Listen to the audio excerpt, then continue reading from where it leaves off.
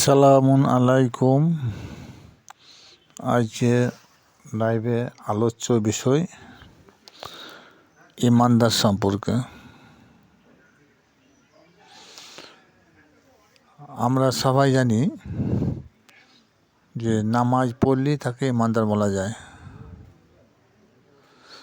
আমরা এমন কিছু কথা বলি সেগুলো কোরআন হাদিসের বিপক্ষে চলে যায়, কিন্তু নামাজ পড়লেই যে ইমানদার মুমিন হওয়া যাবে এরকম কোরআন হাদিসে কোনো একটা জায়গায় উল্লেখ নাই। যাই হোক, বিস্তারিত আসল বিষয়ে আসা যাক। সূরা নিসা আয়াত নাম্বার 136। এই আয়াতে মহান আল্লাহ পাক রব্বুল আলামিন মহাগ্রন্থে আল কোরআনে উল্লেখ করেছেন, বিসমিল্লাহির রহমানির রহিম, ইয়া আইয়ুহাল্লাযীনা আমিনু বিল্লাহি রসুলিহি ওয়াল কিতাব নাজালা আলা রসুলিহি ওয়াল কিতাব। এর অর্থ হলো, হে ইমানদার বিশ্বাসীরা, যারা ইমান আনিয়েছ তাদেরকে বলছি, তোমরা ইমান আনো তোমাদের রসুলের প্রতি এবং তিনার কিতাবের প্রতি, এবং ইমান আনো পূর্ববর্তী নবী ও রসুলদের প্রতি। তাহলে এখানে এই আয়াতটার মধ্যে 3 বার ইমান আনার কথা বলা হয়েছে। কিন্তু আমরা 3 বার ইমান এনেছি তো? এখানে আয়াতের শাব্দিক অর্থ হলো যে আমরা ইমানদার, কিন্তু এরপরে বললো আবার তোমরা ইমান আনো।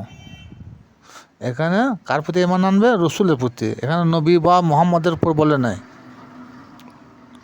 তাহলে রসুলের পদমর্যাদা থেকে নবীর পদমর্যাদা অনেক বেশি।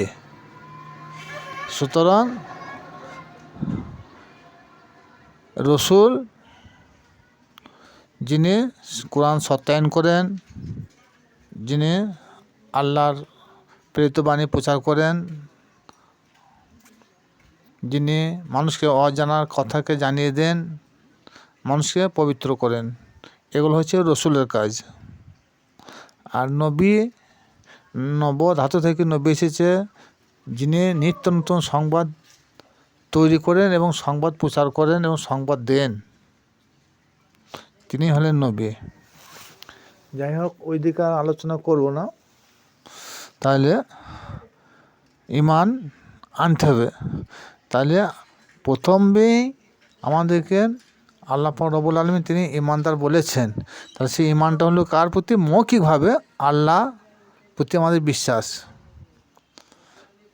ইমানের 2টো স্তর, একটা জাহরি ইমান আর একটা হাকিকি ইমান। মৌখিকভাবে যারা ইমান আনিয়েছে তাদেরকে বলা হয় এটা জাহিরি ইমান। আর অন্তঃস্থল থেকে যারা ইমান আনিয়েছে এবং কর্মে পরিণত করেছে এবং মিথ্যাকে ধ্রুবিত করেছে, সমস্ত অন্যায় অত্যাচার থেকে দূরে সরে গেছে, তারাই হলো হাকিকি ইমানদার বা মুমিন। তাহলে এই যে 3 বার ইমান, ইয়া আইয়ুহাল্লাযীনা আমানু, হে ইমানদার বিশ্বাসীরা, তোমরা ইমান আনো আল্লাহর প্রতি এবং রসুলের প্রতি। তাহলে এখানে রসুল বলতে কাকে বোঝানো হয়েছে? এবং নাজালা আল্লাহ রসুলহি ওয়াল কিতাব, এবং পূর্ববর্তী নবী রসুলদের প্রতি যারা এর আগে যারা আগমন করেছিলেন তাদের প্রতি, এবং তাদের যে কিতাব, তাদের উপরে যে কিতাব দেওয়া হয়েছে সেই কিতাবের প্রতি রাখতে হবে। সুতরাং এখানে নবীর কথা বলেন, রসুলের কথা বলা হয়েছে 2 বার। তাহলে আমাদের রসুল কে? আমরা তো ইমান নিয়েই দুনিয়াতে পদার্পণ করেছি। এরপরে আমাদের বললো আবার তোমরা ইমান নিয়ে এসো। তাহলে এই রসুলটার উপর আমাদেরকে ইমান আনতে হয়। সেই রসুলকে, সেই রসুল তার নাই। তাহলে যদি নবী মোহাম্মদ মুস্তাফা সাল্লাল্লাহু তাআলা আলাইহি সাল্লাম রসুল হবেন, তাহলে এখন তো রসুল নাই। তাহলে ইমান আনতে গেলে হাতে হাতে হাত রাখিয়া বায়াত গ্রহণ করে ইমান আনতে হবে। তাহলে সেই নবী মোহাম্মদ মুস্তাফা সাল্লাল্লাহু তাআলা আলাইহি সাল্লাম সেই রসুলের কথা এখানে বলা হয় নাই। এখানে একজন নাইবে রসুল হাতে হাত রাখিয়া তওবা করিয়া বায়াত গ্রহণ করার নাম হলো দ্বিতীয় ইমানদার বা মমিন, এবং পূর্ববর্তী নবী রসুলদের প্রতি এবং তাদের সেই সব যেসব কিতাব তাদের উপরে এসে নাজেল হয়েছে সেই কিতাব।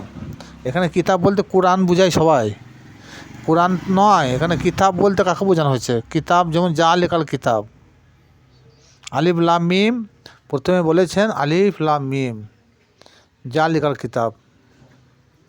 ওই যে ওই কিতাবে কোনো সন্দেহ নাই, ওই আলিফ লাম মিম কিতাব। আলিফ লামের শাব্দিক অর্থ হলো কি? আলিফ লাম আল মিমা মোহাম্মদ, মোহাম্মদে আলদেরকে বোঝানো হয়েছে, আলে মোহাম্মদকে বোঝানো হয়েছে, আলে রসুলকে বোঝানো হয়েছে। তাহলে ওই আলে মোহাম্মদের কে আল্লাহ পাক রব্বুল আলামিন তিনি কিতাব বুঝিয়েছেন, এগুলো হচ্ছে হাকিকি মানে। কিন্তু জাহিরি মানে অনেকেই কিতাব বলতে আল কোরআনকে বুঝিয়ে দিয়েছেন, কিন্তু এটা নয়। কারণ এই আল কোরআনে কিতাবের কথা বলা হয়েছে, ফুরকানের কথা বলা হয়েছে, কোরআনের কথা বলা হয়েছে। কোরআন ফুরকান একই, কারণ কোরআন থেকে ফুরকান বলা হয়েছে, যিনি সত্য মিথ্যা ফারাককারীকে কোরআন ফুরকান বলা হয়। সত্য এবং মিথ্যা পার্থক্যকারীকে ফুরকান বলা হয়েছে, সেটা আল কোরআন।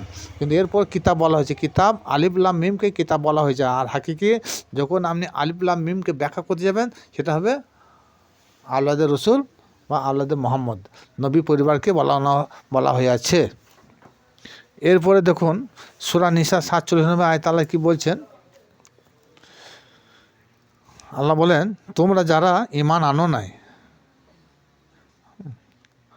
তাদেরকে এবং তাদের চেহারাকে আমি বিকৃত করে দেবো। এটা কানজুল ঈমান, সূরা নিসা 47 নম্বর আয়াত।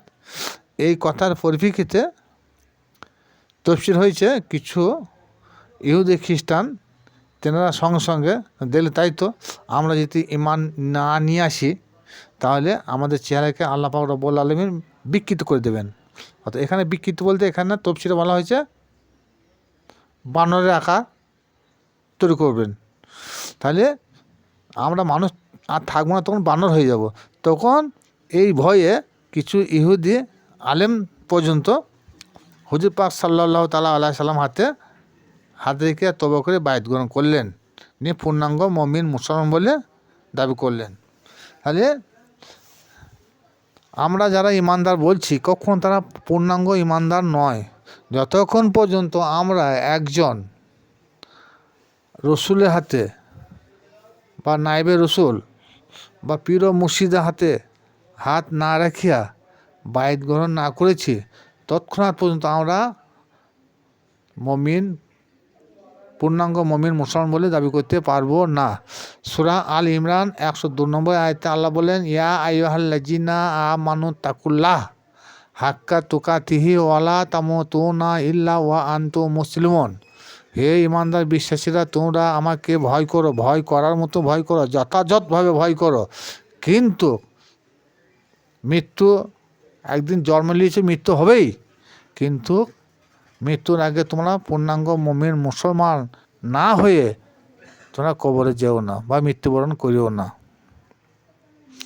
কিন্তু এই আয়াতের তাফসীর হয়েছে যে এখানে মুসলমান বলতে কি বোঝানো হয়েছে? এখানে মুসলমান বলতে বোঝানো হয়েছে যতক্ষণ পর্যন্ত আমি একজন নাইবে রসুল হাতে হাত রাখিয়া বায়াত গ্রহণ না করেছি, ততক্ষণ পর্যন্ত আমরা পূর্ণাঙ্গ মুমিন মুসলমান বলে দাবি করতে পারবো না। কারণ আবু জেহেল, আবু লাহাব, আবু সুফিয়ান এরা নবীর আপনজন, নবীর বংশধরের মধ্যে পড়ে যাচ্ছে, কিন্তু তারা কাফের হলো কেন? এলাকার রক্ত সম্পর্কে, নূরের সম্পর্কে যারা আছে তারা কোনদিন কাফের হবে না। সুতরাং নবীর হাতে হাত দিয়ে যদি এরা কলমা পড়তো, বায়াত গ্রহণ করতো, তাহলে কখনো কাফের হতো না। সুতরাং কাফের মূল উদ্দেশ্য হলো এদেরকে যে এরা হুজুর পাক সাল্লাল্লাহু তাআলা আলাইহি সাল্লাম হাতে হাত রেখে বায়াত গ্রহণ করে নাই, তার জন্যে এদেরকে বলা হয়েছে কাফের। তাহলে আমরা যারা এখনো বায়াত গ্রহণ করি নাই, শুধু নামাজ পড়ছি, হজও করছি, জাকাত দিচ্ছি, দান ধ্যান করছি, কখনো পূর্ণাঙ্গ মুমিন মুসলমান বলে দাবি করতে পারবো না। ইহা কোরআন দ্বারা সাব্যস্ত।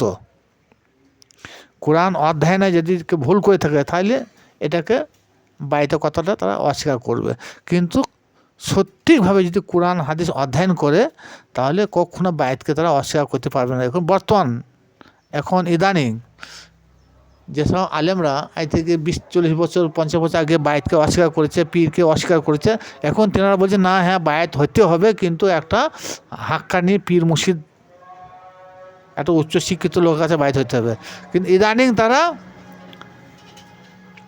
মাথা নত করে স্বীকার করছে যে না, হ্যাঁ বায়াত হওয়া প্রয়োজন। কিন্তু এখনও যারা বায়াত গ্রহণ করে নাই, তেনারা যদি মনে করেন যে পরবর্তীকালে আমরা আর কুকুর বিড়ালের মতো জন্মগ্রহণ করব না, চতুষ্পদ জন্ম মতো আর জন্ম নেব না, তাহলে দূরত্ব একজন উচ্চশিক্ষিত পীরে কামেলের কাছে হাতে হাত রেখে তওবা করিয়া বায়াত গ্রহণ করে কলমা পড়ুন।